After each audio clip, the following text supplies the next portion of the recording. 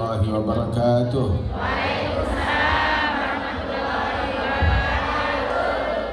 Alhamdulillah wassalatu wassalamu ala sayyidina Rasulillah Sayyidina Muhammad bin Abdullah wa ala alihi wa sahbihi wa mawalah. Amma ba'd. Kita bersyukur kepada Allah Ta'ala atas nikmat, atas anugerah, atas bimbingan, atas taufik yang diberikan oleh Allah Ta'ala kepada kita sekalian, di mana Allah Ta'ala izinkan kita bisa berkumpul, bersilaturahmi, berzikir, bersolawat, berdoa kepada Allah, dan juga hadir majlis mengkaji warisannya Rasulullah, ilmunya Nabi besar Muhammad Sallallahu Alaihi Wasallam di tempat yang jauh dari negeri kita. Jauh dari negeri kita, kita berkumpul di sini ditakdirkan oleh Allah Ta'ala untuk memakmurkan buminya Allah dimanapun itu dengan zikir, dengan sholawat, dengan ibadat, dengan sholat, dengan ilmu, dengan dakwah, dengan la ilaha illallah Muhammad Rasulullah Sallallahu Alaihi Wasallam. Mudah-mudahan majelis ini makin berkah, majelis ilham, diberikan keberkahan oleh Allah Subhanahu wa Ta'ala, dan juga para pengurusnya, Bunda Nuris, dan juga kepanitiaan semuanya yang hadir tempat ini, dan keluarga mereka diberikan keberkahan oleh Allah Subhanahu wa Ta'ala. Al-Habib Jamal bin Taha Ba'agil diberikan kesehatan, afiat, dan juga para asatidzah yang datang bersama kita juga, Masya Allah, dan bersama kita juga Haji Abdul Rahim, dan semua yang hadir Allah Ta'ala berikan berkah insyaAllah. Di dalam hadis Rasulullah bersabda, man zara akhan lahu fillah syayya'ahu 70,000 malak. Barang siapa yang berziarah, berkunjung, bersilaturahmi, mengunjungi saudaranya yang dia jalin persaudaraan dengan orang tersebut karena Allah, dia datang karena Allah Ta'ala, mengunjungi, bersilaturahmi kepada saudaranya karena Allah, maka dia diantar oleh 70.000 malaikat. Ini masing-masing dari tempat tinggalnya, dari tempat kerjanya, dari tempat menginapnya, ngumpul ke sini masing-masing diantar 70.000 malaikat. Amin. Alhamdulillah, untung malaikat nggak makan, nggak minum, kalau nggak repot kita mau menyajikan makanannya. Nah itu diarah 70.000 malaikat. Terus apa gunanya? Itu Rasulullah bilang kalau dia berkunjungnya di pagi hari, malaikat beristighfar untuk orang tersebut sampai malam. Kalau dia berkunjungnya di malam hari, malaikat beristighfar mendoakan tersebut sampai pagi. Jadi 70.000 dikali setiap individu yang hadir, berapa banyak jumlah mereka? Masya Allah. Mudah-mudahan Allah Subhanahu wa Ta'ala jadikan di perkumpulan yang membawa rahmat. Membawa rahmat bukan cuma buat diri kita sendiri, buat keluarga kita juga yang di tanah air, ya, buat keluarga kita, kerabat kita, buat masyarakat, buat lingkungan yang ada di Hong Kong ini juga, dan juga buat negeri kita di Indonesia, dan untuk seluruh tempat di penjuru dunia, insya Allah mendapatkan berkah dari majelis yang kita adakan pada siang hari ini. Amin. Amin. Ya Rabbal Alamin. Itu disebutkan oleh para ulama bahwasanya ma'uqida majlis zikir, tidaklah dibentuk sebuah majlis untuk zikir kepada Allah Ta'ala, untuk doa, sebuah majlis ilmu, melainkan Allah Ta'ala, ini ulama yang bilang, Allah Ta'ala ciptakan dari majlis tersebut sebuah awan rahmat, yang mana awan rahmat tersebut itu diciptakan oleh Allah, dibawa ke tempat yang ke suatu negeri yang penghuninya nggak pernah bikin kebaikan sama sekali. Kemudian itu awan tersebut berubah menjadi hujan rahmat ma'nawi yang mengguyur negeri tersebut, mengenai semua orang yang ada di negeri, yang orang-orang yang nggak pernah bikin baik, sehingga dengan berkat hujan rahmat itu semuanya menjadi orang-orang yang beruntung yang masuk surga. Artinya kita majelisnya di sini, tempat yang jauh dapat untung, apalagi tempat yang dekat. Alhamdulillah. Nah karenanya itu orang yang hadir majelis, dia membawa untung buat dirinya dan membawa keberuntungan juga buat masyarakat di seluruh penjuru dunia dengan majelis yang dia adakan, yang dia laksanakan tersebut. Mudah-mudahan Allah Ta'ala jadikan kita orang-orang yang manfaat untuk semuanya.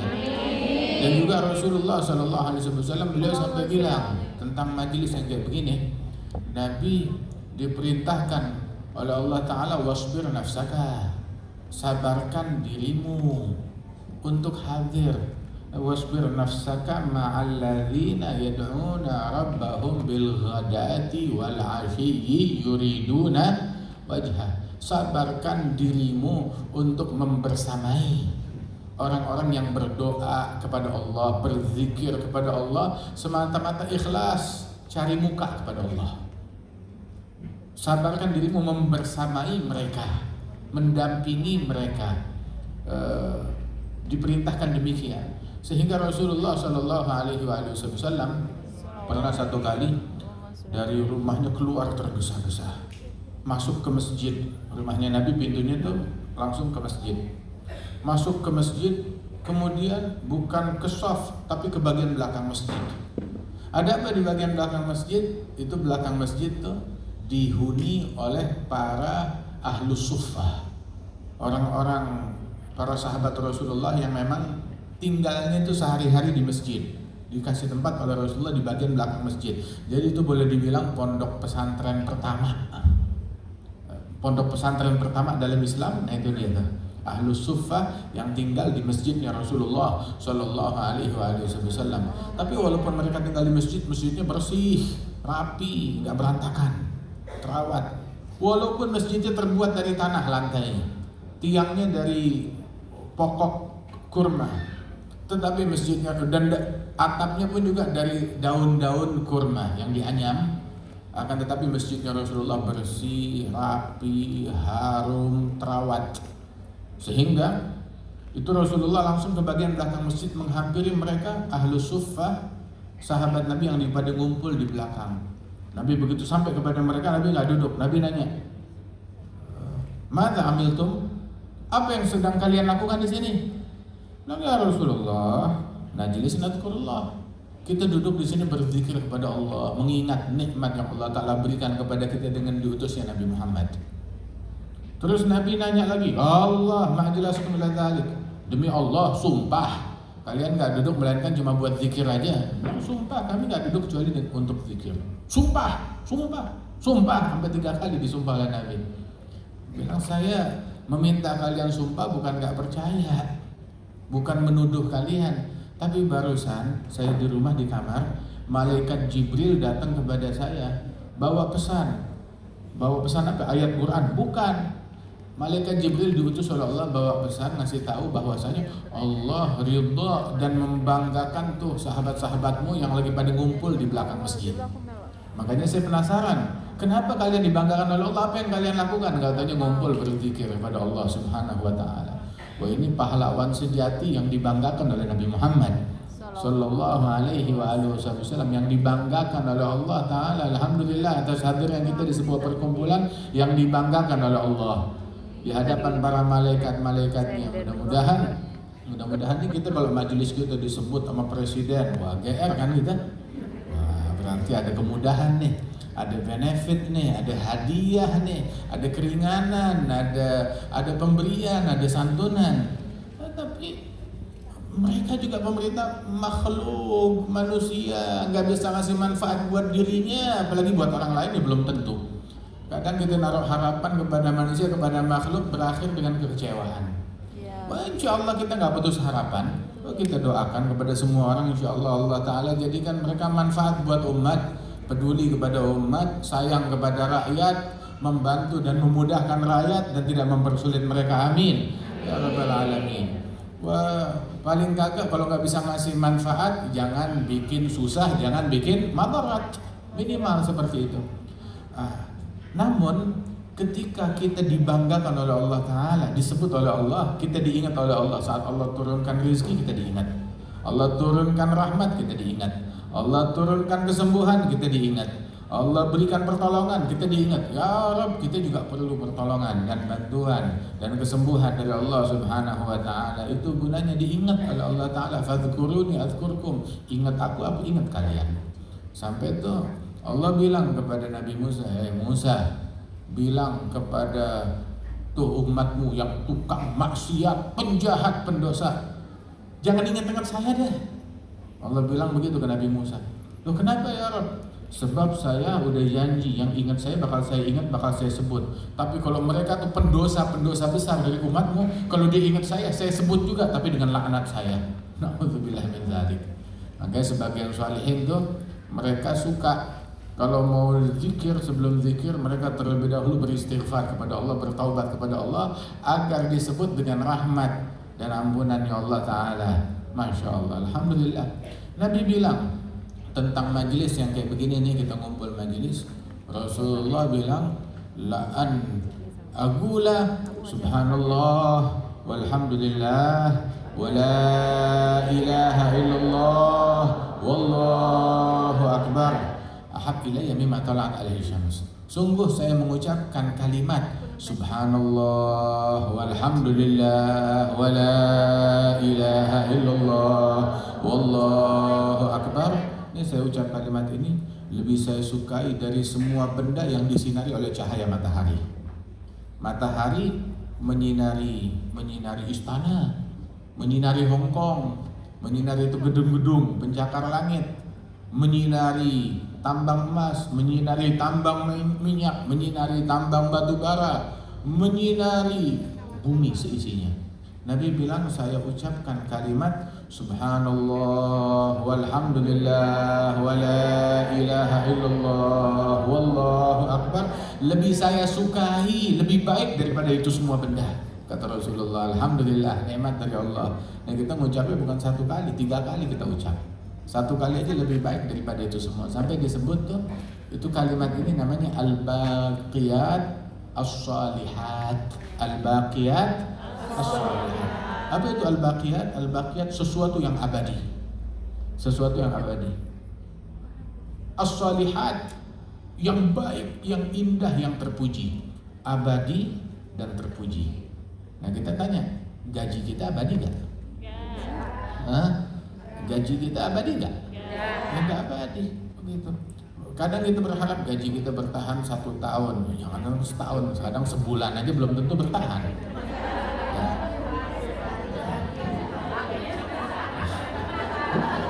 Mudah-mudahan diberikan berkah oleh Allah Subhanahu wa taala. Tapi al-baqiyat sesuatu yang abadi, ini kalimat abadi. Ini kalimat abadi. Itu Nabi Sulaiman diberikan kekayaan, harta dan tahta, kekuasaan. Sampai itu kekuasaannya beliau tuh punya rakyat bukan lagi manusia, kaum jin.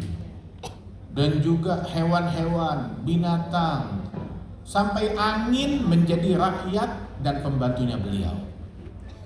Sehingga itu beliau tuh satu kali kalau mau jalan ke satu negeri, itu beliau punya sebuah angkutan, semacam permadani atau apa, pokoknya sebuah angkutan. Itu diangkut rakyatnya tuh, pasukannya naik permadani tersebut atau angkutan tersebut, kemudian diterbangkan oleh angin sesuai perintahnya Nabi Sulaiman. Beliau bersama mereka diterbangkan oleh langit, bukan sendiri, semuanya tuh pasukannya. Puluhan ribu orang tuh bisa mengangkut. Kalau pesawat mungkin cuma 300 orang, ada yang 400 orang, ada lagi yang cuma 500, 600 orang. Nah ini diangkut tuh ribuan orang. Dalam kendaraannya Nabi Sulaiman diterbangkan oleh angin. Dari zaman dulu ribuan tahun yang lalu. Itu sekali ada petani lagi di ladangnya sedang bertani. Tahu-tahu ngelihat di atas ketutup gelap, apa? Enggak taunya Nabi Sulaiman dan pasukannya lagi lewat di atas menghalangi cahaya matahari. Dia ngelihat begitu, Masya Allah, Subhanallah. Dia cuma bilang ucap Subhanallah. Laqad utiya Ibnu Dawud mulkan azima. Sungguh Sulaiman bin Dawud telah diberikan oleh Allah kerajaan yang besar. Subhanallah, ucapannya itu orang dibawa oleh angin sampai ke telinganya Nabi Sulaiman. Nabi Sulaiman bilang, belok, ganti haluan. Kenapa? Dia turun di ladangnya orang tersebut. Itu orang ketakutan. Nabi Sulaiman, kamu ngomong apa barusan? Enggak, saya enggak ngomong apa-apa. Kamu ada ngomong sesuatu. Angin menyampaikan suaramu ke telinga saya. Jangankan suara manusia yang jauh, suara semut aja didengar oleh Nabi Sulaiman. Di dalam Al-Qur'an, waktu Nabi Sulaiman bersama pasukannya berjalan, tahu-tahu ada satu semut bilang kepada kawanannya, udkhulu masakinakum la yahtimannakum Sulaiman wa junuduhu wa hum la yash'urun. Wahai kawananku, semut-semut, masuk ke lubang kalian. Jangan sampai kalian terinjak-injak oleh Sulaiman dan pasukannya tanpa mereka sadari. Nabi Sulaiman tersenyum, bilang jangan khawatir, saya gak bakal nginjak semut. Semut aja diperhatikan rasa amannya, apalagi manusia. Makanya nih, kalau orang mengganggu sesama manusia, nyusahin manusia, ini udah kelewatan, keterlaluan, gak bisa ngasih manfaat, jangan ganggu, sudah. Jangan kasih manfaat, siapapun itu orangnya. Nabi Sulaiman bersama pasukan menjalankan roda kekuasaan, menjalankan negara, semut aja selamat, gak diganggu. Nabi Sulaiman fadhahika, tersenyum dari ucapannya semut. Nah, saya gak ganggu semut. Nabi Sulaiman. Nah itu alhasil Nabi Sulaiman, kamu ngomong barusan apa? Kepada petani itu bilang, dia jujur, iya tadi saya bilang subhanallah yang telah memberikan Sulaiman bin Daud kerajaan yang besar. Oh gitu. Jadi kamu kagum melihat kerajaan saya yang besar ini? Bilang iya, gak ada yang punya. Gak ada orang yang punya kekuasaan seperti kekuasaan Nabi Sulaiman. Sebab Nabi Sulaiman itu dikasih kerajaan itu kekuasaan dunia seisinya. Sebab la yamlik dunia illa arba', mu'minan wa kafiran. Itu yang diberikan kekuasaan menguasai seluruh dunia itu 4 orang. Yang 2 mukmin, yang 2 lagi kafir. 2 orang. Adapun yang 2 yang mukmin diberikan kekuasaan seluruh dunia. Tahu siapa? Nabi Sulaiman dan Iskandar Dzulqarnain. Dia punya kekuasaan merata ke seluruh penjuru dunia. Termasuk tuh di bawah kekuasaannya Nabi Sulaiman, ya negara Cina, Hong Kong, begitu seluruh dunia merata. Di bawah kesultanannya Nabi Sulaiman dari zaman dahulu merata. Sulaiman dan Iskandar Dzulqarnain, kafiran, Bakhtansar, begitu, dan juga Namrud. Ini 2 orang memiliki kekuasaan di seluruh dunia. Nah itu, kamu kagum sama kerajaan saya? Dia bilang, iya saya kagum sama kerajaanmu. Maka Nabi Sulaiman bilang kepada petani tersebut, tahu gak, ini kerajaan saya yang kamu lihat besar. Ucapanmu subhanallah lebih hebat, lebih besar, lebih agung, lebih baik daripada kerajaan yang Allah berikan kepada Sulaiman bin Daud. Betul apa salah tuh ucapan Nabi Sulaiman? Dia cuma ucapan subhanallah 1 kali. Iya. Ini sekarang setelah ribuan tahun, ucapan yang subhanallah masih ada gak? Masih. Nabi Sulaiman, mana istananya? Dia hancur. Mana singgasananya? Tidak ada. Mana permadaninya? Mana mahkotanya? Cincin dah, batu cincinnya Nabi Sulaiman mana? Enggak ada. Enggak ada. Tapi ucapan subhanallah orang tersebut tetap masih ada. Ini duduknya kita nih di majelis ini lebih baik daripada kerajaannya Nabi Sulaiman. Lebih baik daripada kerajaannya Nabi Sulaiman. Apalagi kerajaan Hong Kong, kerajaan Cina, kerajaan Amerika, kerajaan Eropa, kerajaan Indonesia. Kita udah hadir majelis begini, udah nggak iri lagi dengan presiden manapun, dengan menteri manapun, dengan pejabat manapun. Yang kita punya jauh lebih baik daripada mereka. Alhamdulillah, nikmat dari Allah Ta'ala. Cuma kita baru tahu kadar ini semua kapan? Kalau kita udah masuk kubur. Oh iya benar, ternyata. Untung saya hadir majelis waktu itu di Hong Kong. Seandainya nih kita datang dari tempat yang jauh ribuan kilometer, cuma buat hadir majelis ini 1, Masya Allah kita udah untung besar. Akan tetapi subhanallah hadirnya kita hadir berzikir, kita hadir sholawatan, kita hadir berdoa kepada Allah Ta'ala, kita hadir majelis ilmu. Untung besar dari Allah Ta'ala, Allah Ta'ala berikan kepada kita sekalian. Itu Nabi Daud bilang kepada Allah Ta'ala, ya Rabb, idza ra'aitani marartu ala majalis dzikir wa atajawwazuhu wa lam ajlis fi faksir rijli dunahum hatta la atajawwazuhum. Ya Allah, kalau engkau dapati aku ngelewati majelis zikir tanpa turut hadir dan duduk bersama orang-orang yang ngumpul berzikir, maka bikin kaki saya kesandung, keseleo, gak bisa jalan, jadi saya bisa duduk dan hadir bersama mereka. Nah, kalau perlu patahkan kaki saya biar saya duduk hadir di majelis itu, bukan cuma ngeloyor jalan begitu aja, nggak hadir. Kita datang kemanapun, duduk, zikir. Mau dimanapun, di tempat ini kita ngumpul, kita berzikir. Atau dimanapun, di jalanan, apalagi di park, apa tuh namanya tadi?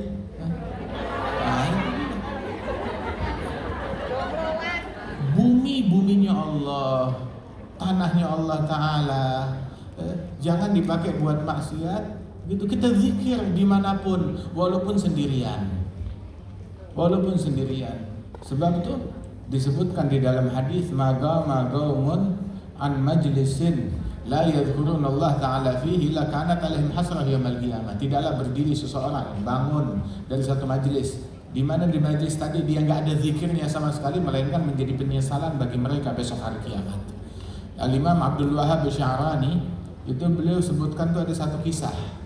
Ada satu orang, satu ulama, pokoknya setiap dia jalan kemanapun dia berzikir. Dia berjalan, pergi kemanapun sepanjang jalan itu dia berzikir.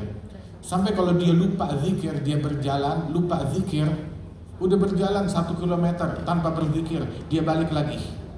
Bilang, kenapa balik lagi? Biar bumi itu menjadi saksi kalau saya berzikir kepada Allah. Tiap tempat yang saya pijak menjadi saksi kalau saya berzikir kepada Allah Ta'ala. Biarin Victoria Park menjadi saksi kalau kita berzikir kepada Allah. Biarin tuh jalanan-jalanan yang dilalui oleh kendaraan, oleh MTR, oleh bus yang kita naiki, oleh kendaraan yang kita naiki menjadi saksi kalau kita berzikir kepada Allah Ta'ala. Yauma idzin tuhaditsu akhbaraha. Itu besok bumi di hari kiamat menjadi saksi orang yang bikin baik, orang yang bikin jahat, orang yang zikir, orang yang nyanyi-nyanyi. Nah, kita mau tuh kampung kita jadi saksi kalau kita berzikir, masjid jadi saksi kalau kita berzikir, jalanan jadi saksi kalau kita berzikir, halte jadi saksi kalau kita pernah zikir di situ, stasiun jadi saksi kalau kita berzikir, gerbong kereta jadi saksi kalau kita berzikir, termasuk rumah majikan saya juga jadi saksi kalau saya berzikir kepada Allah. Di tempat-tempat tersebut, dimanapun juga jadi saksi kalau kita berzikir kepada Allah Jalla Jalaluhu Ta'ala Azamatuh. Nah, itu zikir tersebut memberikan orang itu keselamatan dunia dan akhirat. Juga itu dengan zikir kepada Allah Ta'ala, rezeki juga pasti dimudahkan, dilancarkan oleh Allah Subhanahu Wa Ta'ala. Itu aneh, ada orang, saya mau cari rezeki, demi mencari rezeki berjuang penat, tapi nggak sholat duha, mau cari rezeki, berharap rezeki, berjuang, berjihad untuk mencari rezeki, bagus, tapi bantu juga dengan sholat duha. Sampai disebutkan dalam riwayat, la faqra ma'ad duha wa la ghina ma'az zina. Nggak ada istilah kefakiran, kemiskinan kalau orang sholat duha, nggak bakalan melarat, nggak bakalan susah. Sholat duha nggak bakalan melarat, berkah. Wala ghina ma'az zina. Tapi kalau perzinaan itu yang bikin harta jadi ludes, nggak berkah. Nauzubillah min dzalik. Yang bikin harta jadi nggak berkah kalau diiringi itu dengan kemaksiatan. Kita alhamdulillah bekerja bagus, ada pahalanya. Apalagi kerjaan kita itu tetap masih meluangkan waktu hadir majelis, masih meluangkan waktu ngikutin kajian. Pulang malam udah penat, sebelum tidur 5-10 menit, jangan sibuk tiktokan, jangan sibuk scrolling. Ya, buka kajian ulama yang kita kenal, yang sanadnya nyambung kajiannya, yang kajiannya tuh ngajarin kita saling mencintai, saling rahmat, saling kasih sayang. Jangan yang ngajarin kita tawuran, yang ngajarin kita saling dengki, saling benci. Aduh, saya cari nafkah susah payah, malam diajarin tawuran. Dengerin yang kajiannya itu ngajakin kita berbuat baik, ngajakin kita rahmat, saling mengasihi, saling mencintai, menjaga ukhuwah dan persaudaraan kita. Dari ulama-ulama yang bersanad, menyambung ilmunya dengan sanad silsilah keilmuan yang jelas sampai ke Nabi Muhammad sallallahu alaihi wasallam. Bukan yang paling viral, bukan yang paling banyak followernya. Kalau ngikutin yang paling banyak followernya, jadi ustadznya pemain bola dong. Ustadznya artis dong, tapi cari yang paling jelas ya sanad keilmuannya, sanad keilmuan dan pemahamannya akan ilmu bersumber daripada Rasulullah Shallallahu Alaihi Wasallam. Kalau dulu sulit, tapi kalau sekarang alhamdulillah ini kita di sini.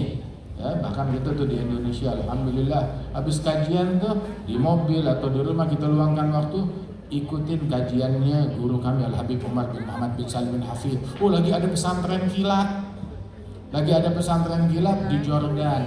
Udah gitu juga sekarang tuh secara lifetime juga ini ngomongnya bahasa Arab ada subtitlenya bahasa Indonesia.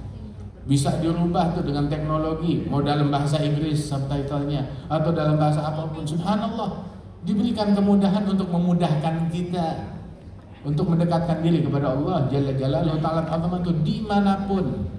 Jadi kalau dulu orang beralasan, saya di tempat yang minoritas, yang susah buat kajian, tapi itu di Hong Kong, masya Allah, kita kajian, alhamdulillah bisa sebanyak ini, makmur dengan zikir, dengan ibadat. Liburannya ini, hiburannya itu, kita hari libur diluangkan untuk hadir majelis kayak begini, nikmat. Itu Rasulullah bilang dalam hadis, waju'ilat qurratu aini fis shalah. Allah Ta'ala jadikan hiburan saya, kesenangan saya di dalam sholat.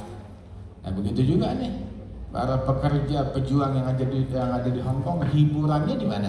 Majelis, zikir, sholawatan. Ini hiburannya kita, ini kesenangannya kita, yang disukai oleh Allah dan disukai oleh Rasulullah Shallallahu Alaihi Wasallam. Bersyukur Bu. Tahu kenapa? Ketika Allah Ta'ala membuat hati kita suka sama pengajian, suka sama sholawatan, suka sama zikir, suka aja itu udah nikmat yang paling besar.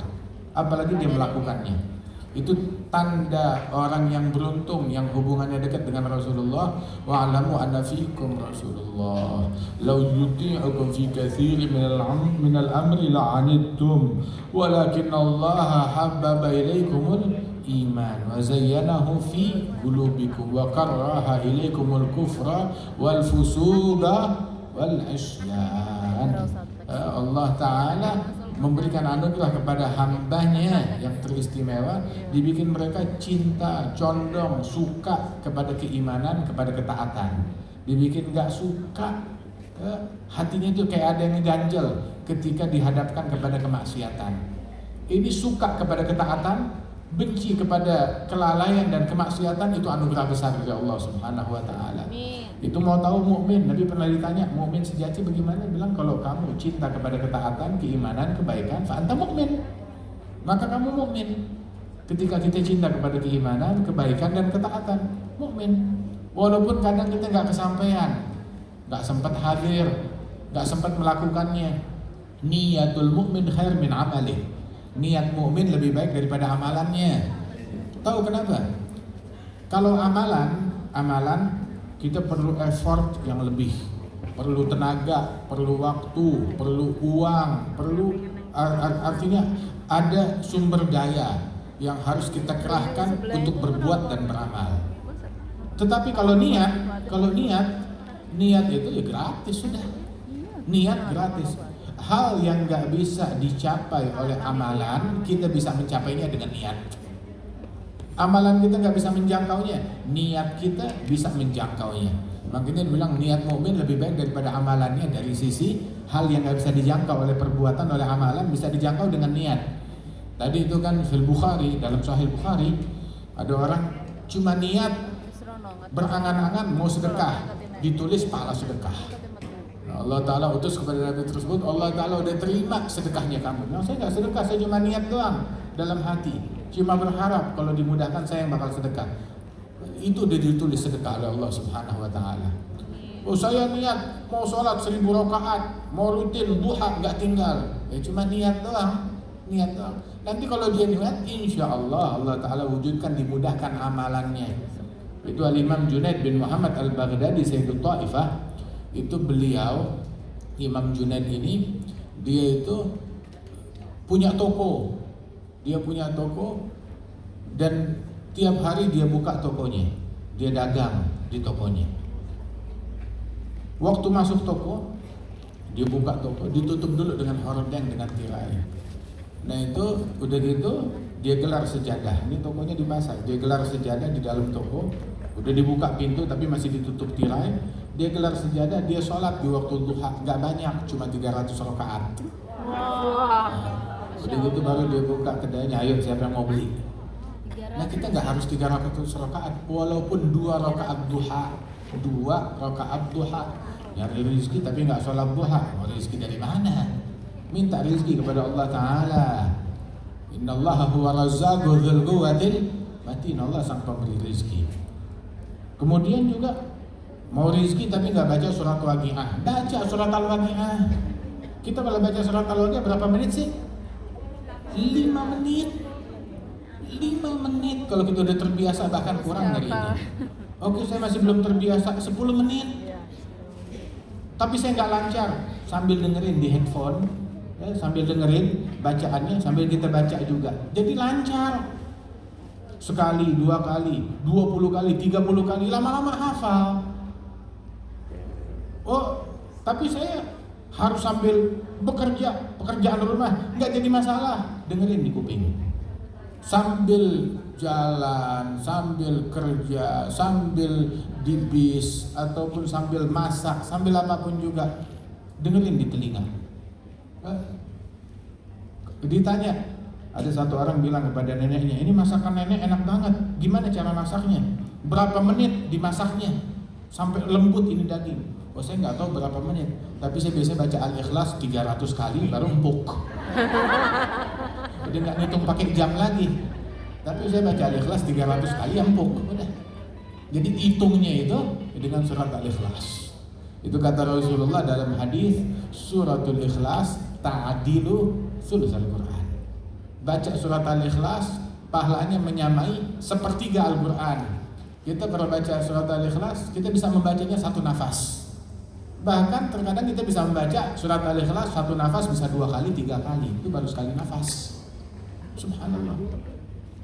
Dalam 1 menit kita bisa membaca surat Al-Ikhlas 20 kali atau 25 kali dalam 1 menit. 10 menit bisa 250 kali kita membaca surat Al-Ikhlas. Makanya tahu gak orang yang paling menyesal, yang paling rugi itu apa? Dia punya kesempatan tapi gak melakukannya. Walaupun dengan hal-hal yang simpel, dengan hal-hal yang mudah. Jangan bilang gak ada waktu, tapi buat dengerin yang kagak-kagak dia bisa. Ya buat scrolling yang gak manfaat dia bisa. Suruh sholat duha, waduh alasannya 1001 alasan. 1001 alasan. Tapi giliran ke toilet dia bisa. Bisa ke toilet. Udah gitu menghilang, katanya mau ke toilet sebentaran, hilangnya 1 jam. Dan seandainya waktu yang kita punya nggak dipakai buat kebaikan, habisnya buat apa? Ya buat keburukan. Bakalan habis begitu aja.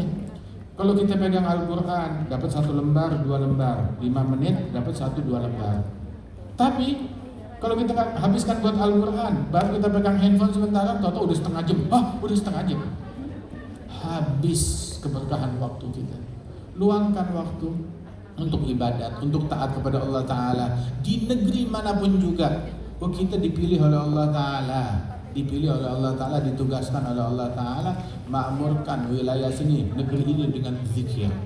Alhamdulillah, di negeri ini ada azan, ada sholat jamaah, ada pengajian, ada sholawatan. Alhamdulillah.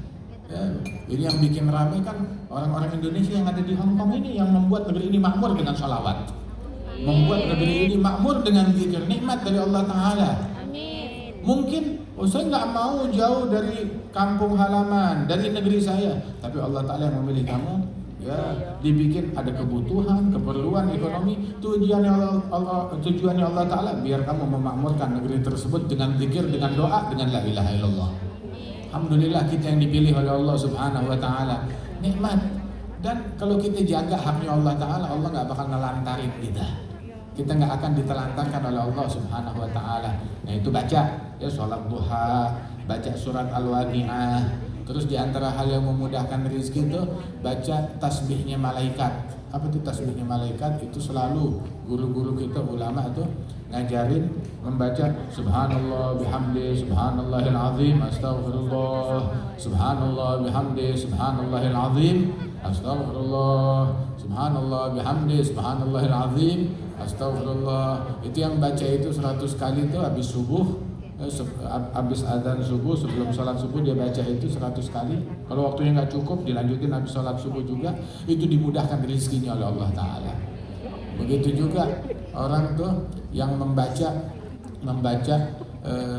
la ilaha illallah al-malikul haqqul mubin, la ilaha illallah al-malikul haqqul mubin, dia baca walaupun dicicil. Kalau bisa dia baca 100 kali, walaupun dicicil 10 tiap sholat 5 waktu baca 10 sebelum sholat, 20 setelahnya, dicicil baca la ilaha illallah al-malikul haqqul mubin. Biar tuh rezeki yang datang kepada kita bercampur dengan zikir, bercampur dengan doa, jadi berkah rezeki tersebut. Kemudian juga diajarkan, ada satu orang datang, Nabi ketemu orang di masjid terus. Nabi sampai nanya, ini saya lihat kamu kok di masjid terus, orang soleh? Bilang bukan soleh ya Rasulullah, saya di masjid terus gara-gara saya sumpah stres di rumah, sama saya punya utang yang banyak, kabur dari utang. Oh, mau gak saya ajarin kalimat, kalau kamu baca stresmu hilang, hutangmu lunas. Berapa ada utang juga di sini? Mau gak saya ajarin kalimat, kalau kamu baca stresmu hilang, hutangmu lunas? Mau ya Rasulullah ajarin. Nabi ajarkan. Nabi bilang, bacalah tuh tiap hari, pagi sekali, malam atau sore sekali, kalimat Allahumma inni a'udzubika minal hammi wal hazan, wa a'udzubika minal ajzi wal kasal, wa a'udzubika minal jubni wal bukhl, wa a'udzubika min ghalabatid daini wa qahrir rijal. Itu yang membaca itu pagi sekali, malam sekali, stresnya hilang, hutangnya lunas. Kadang orang nggak punya utang tapi stres. Nah, ada orang utang nggak punya tapi stres. Ada juga orang punya hutang tapi ya nggak stres. Punya hutang tapi nggak stres. Dua-duanya nggak enak. Ketika stresnya hilang, hutangnya lunas, sempurna udah itu hidup, nikmat. Itu baca Allahumma inni a'udzubika minal hammi wal hazan, wa a'udzubika minal ajzi wal kasal, wa a'udzubika minal jubni wal bukhl, wa a'udzubika min ghalabatid daini wa qahrir rijal. Berlindung dari stres, dari kesedihan, dari kesusahan, dari sifat kikir, dari sifat penakut, dari terornya manusia, dan juga dari hutang yang mencerang. Berlindung. Ini doa diajarkan oleh Nabi Muhammad Sallallahu Alaihi Wasallam. Perbanyak doa ini, terutama di pagi hari dan sore hari. Ya, mau kita baca sekali atau 3 kali. Sama satu lagi nih terakhir, baca Rasulullah ngajarin kepada kita buat orang yang punya banyak masalah. Oh, kita namanya hidup di dunia pasti ada masalah. Wow, di Hong Kong enak, gaji juga enak, majikan baik, terus nggak ada masalah. Tetap ada masalah juga. Masalah yang depan mata ataupun masalah di negeri, di kampung halaman. Hidup di dunia ini ya pasti ada masalah. Rasulullah bilang, ngajarin di dalam hadis, itu yang baca 7 kali di pagi hari dan 7 kali di sore hari.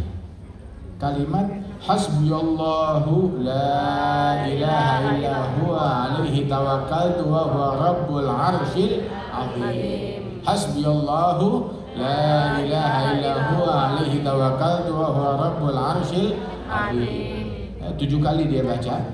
Kafahullahu ma ahammahu min umuri dunya wal akhirah. Allah handle urusan yang ngebebanin, yang memberatkan dia dari perkara dunia dan akhirat. Semua yang bikin dia sumpah dari perkara dunia dan akhirat, Allah yang tegang, Allah yang handle. Udah jangan pusing, Allah Ta'ala yang ngatur.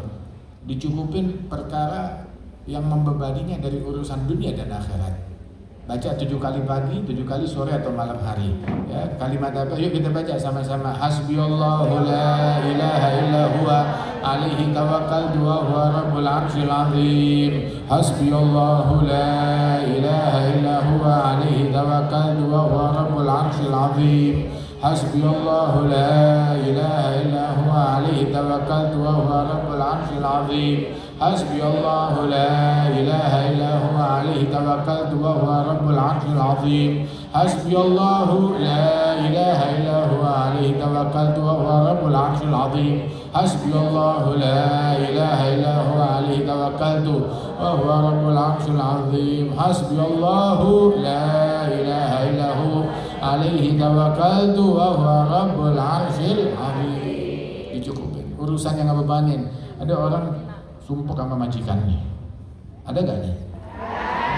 Ada yang sumpah sama tempat kerjanya. Ada yang sumpah sama berita-berita dari keluarganya di tanah air. Ada yang sumpah mikirin keadaan anaknya. Ada yang mikirin keadaan pasangannya. Ada yang mikirin keadaan orang tuanya. Ada yang mikirin keadaan keluarganya, saudaranya.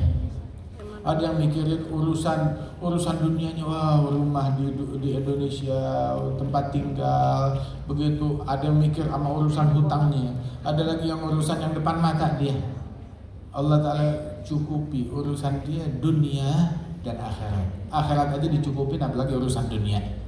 Itu di dalam hadis, ma amila ibnu Adam amal anja lahu min adzabil amin dzikrillah. Tidaklah seorang anak Adam melakukan sebuah amalan yang paling ampuh untuk menyelamatkan dia dari azab melebihi amalan dalam bentuk zikir kepada Allah. Hatta azab Allah bisa ditangani dengan zikir. Apalagi urusan duniawi. Dan Allah Ta'ala mudahkan urusan kita. Sholat 5 waktu jangan ditinggal, prioritaskan. Yang ngerjain yang sholat 5 waktu, dia prioritaskan sholat 5 waktu, Allah bakal prioritasin orang tersebut, bakal dimudahin. Tapi orang kalau udah gak peduli sama sholat, subuhnya aja udah lewat, subuhnya lewat, dia udah gagal, subuh sudah gagal, dia sepanjang hari gagal. Tapi kalau subuhnya sukses, insya Allah sepanjang hari sukses. Nah, kita mau jadi orang gagal atau orang sukses? Mulai kesuksesan dari subuh. Dari subuh kita bangun, usahakan sebelum subuh, walaupun 10-15 menit sebelum subuh kita udah di atas sejadah. Bangun malam tahajud 1 jam, 2 jam, enggak harus segitu. Walaupun 5-10 menit sebelum subuh kita udah di atas sejadah. Udah di atas sejadah untuk bangun komunikasi, zikir, doa, curhat sama Allah. Ini orang sekarang curhatnya di medsos. Tanda apa itu, emoji yang ada air matanya. Dia taruh, dipasang di status. Pasang di status. Itu emoji jangan ditaruh di medsos. Taruh di sujud. Taruh di sujud, ampuh. Kalau kita taruh di medsos, itu cuma orang. Wah, apa kesian dia ini lagi sumpah. Orang paling cuma bisa bilang kesian. Itu doang. Apalagi dibilang apa? Lebay. Taruh tuh emojinya itu di sujud kita, dalam hati kita. Tuangin tuh air mata kita dalam sujud kita. Nggak usah taruh komentar curhatnya di medsos, curhatnya di status, curhatnya di di media sosial. Dia curhat, habis curhat gitu scrolling, dia lihat orang joget-joget, lihat orang buka-bukaan aurat. Ya bagaimana anda yustajab lah? Bagaimana mau dikabulin hajatnya oleh Allah Subhanahu wa taala? Curhat sama Allah Ta'ala dari sebelum subuh. Jadilah orang yang sukses. Sempetin diri buat istighfar. Kadang tuh orang tuh ketunda rezekinya gara-gara dosa yang dia gak sempat bertobat. Istighfar sama Allah Subhanahu wa taala.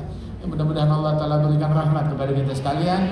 InsyaAllah majelis ini makin berkah. Dan Allah Ta'ala insyaAllah berikan kesehatan kepada keluarga kita semuanya yang ada di tanah air. Dijadikan kita orang yang meraih kemenangan, kekayaan yang hakiki ya, di dunia dan akhirat.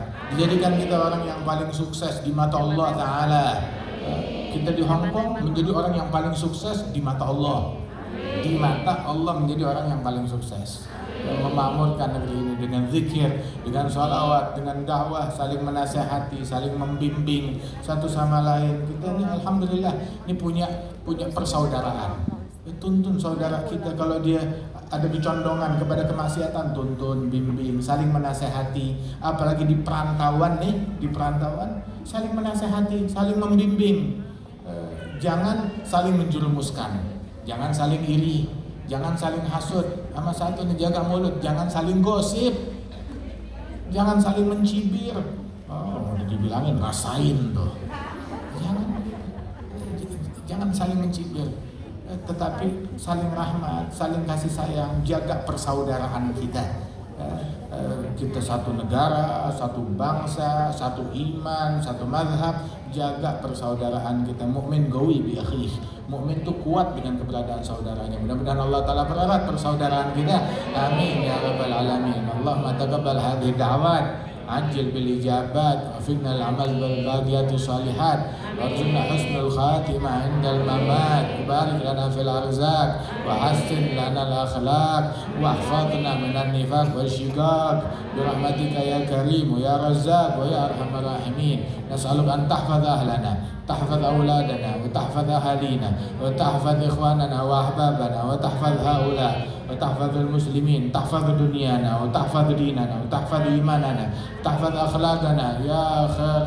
فالله خير حافظا، فالله خير حافظا، وهو أرحم الراحمين يا خير حافظ، ويا أرحم الراحمين احفظنا وارحمنا واعف عنا ووفقنا أنت مولانا. Kita doakan mudah-mudahan yang menjadi sebab terwujudnya acara ini Allah Ta'ala berikan keberkahan, majelis ilham diberikan berkah oleh Allah Subhanahu Wa Ta'ala, Bunda Nuris dan juga tim beliau yang bersama-sama di dalam melaksanakan mewujudkan majelis ini diberikan berkah oleh Allah Subhanahu Wa Ta'ala. Oleh Habib Jamal insyaallah diberikan kesehatan, afiat, panjang umur, bisa tinggal lama insyaallah di Hong Kong. Barakallah, dan Allah Ta'ala insyaAllah berikan berkah insyaAllah kepada kita sekalian. Amin ya rabbal alamin. Sallallahu ala sayyidina Muhammad Nabiul Ummi wa ala alihi wasallam wa ila hadratin Nabil Fatiha.